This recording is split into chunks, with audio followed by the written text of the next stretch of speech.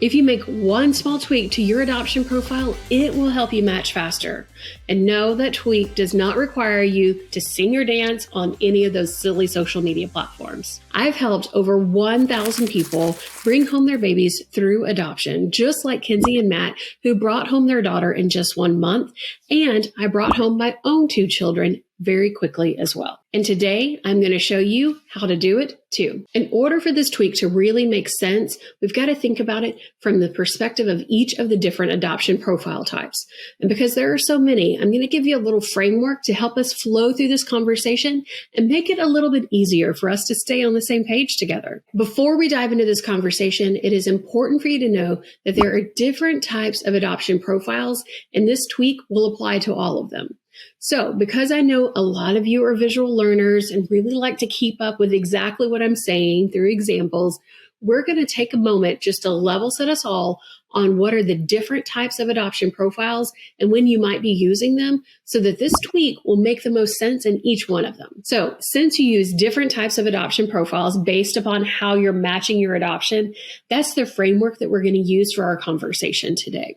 So first, let's talk about if you're working with an adoption agency, attorney, or consultant. If you're working with any of those to match your adoption, you're typically going to use an adoption profile book and an adoption website. And I would highly recommend you having an adoption profile video too. By the way, my clients who use an adoption profile video match 2 times faster than those who don't. Now, the other way you may be matching your adoption is yourself. You may be self-matching or independently matching your adoption. That means you're finding an expectant parent to match with.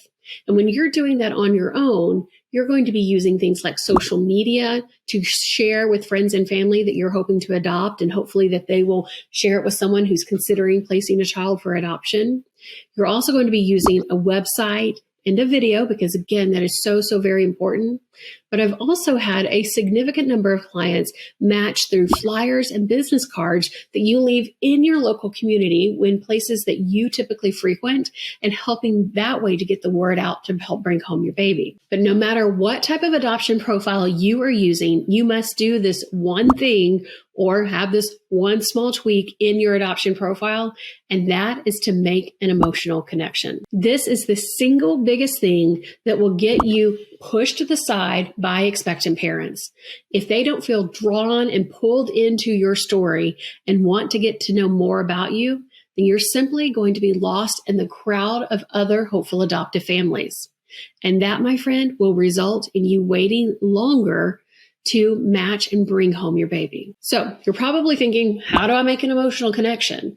I have created a proprietary framework called the Emotional Connection Builder Framework that I use with my clients and that I used in my own adoption profiles as well. There are 4 steps to making an emotional connection through your adoption profile, and I'm going to give you the 30,000-foot view of those steps today. If you want to dive deeper in this and have the ability to ask me questions live, then you can join my upcoming free training to learn these secrets more in depth. Head on over to myadoptioncoach.com/training, and you can grab your seat today, or you can simply click below in the show notes and you'll be able to find the link right there.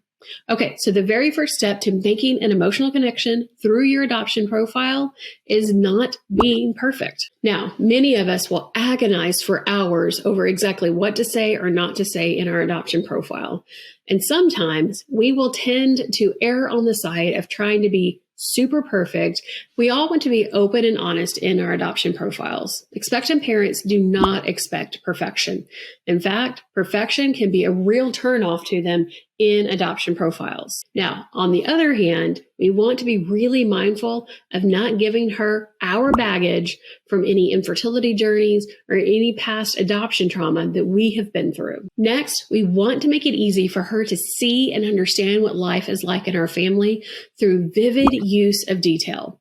Now, what is so amazing about each of us human beings is that we all learn in different ways. Some of us learn best by listening. Maybe you're listening to the podcast version of this conversation. Some of us learn best by seeing. Maybe you're watching the YouTube version of this conversation.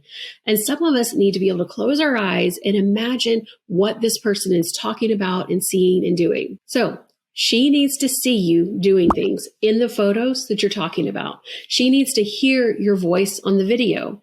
She needs to read the words that you have written that perfectly pair with the story that you are trying to tell about your family. This is why having an adoption profile video is so very important to your adoption journey. 90% of birth families that I have personally spoken with have said that they picked their child's adoptive family because of their adoption profile video.